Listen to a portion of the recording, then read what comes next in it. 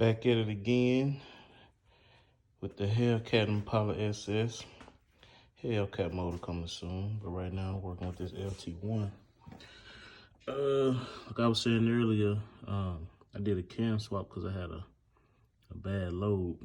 Damn, that load was lost. A bad lifter. I should have swapped the whole cam. So right now I'm doing the whole cam. Got my intake off. Got my timing cover gasket off. I'm gonna do something kind of crazy. I want crazy or whatever you want to call it. I see where that timing mark is, right? And the sprocket only goes in there one way. I believe because of that dial pin right here. I was trying to line it up, but I didn't do top dead center before I took the hub off. So I figured I'm gonna try it. We're gonna see.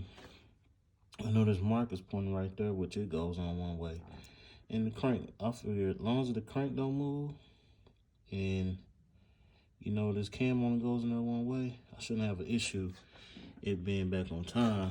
Cause I think here go the mark, top dead center mark, which will have to rotate all the way around to meet that one. I'm just gonna leave them bitches right there and put that bitch back on the same way. Hopefully it worked. But it should. I did it on the Cadillac before. Taking the lifters out, got them on the right side of the engine out. Take that valve cover off, do the other side, and get back with y'all, let y'all see what's up.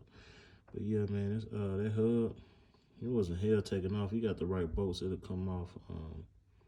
I'll do a video on it when I'm done. But yeah, it's my baby. Trying to bring her back. Wheels be done next week. Get her buffed out one more time.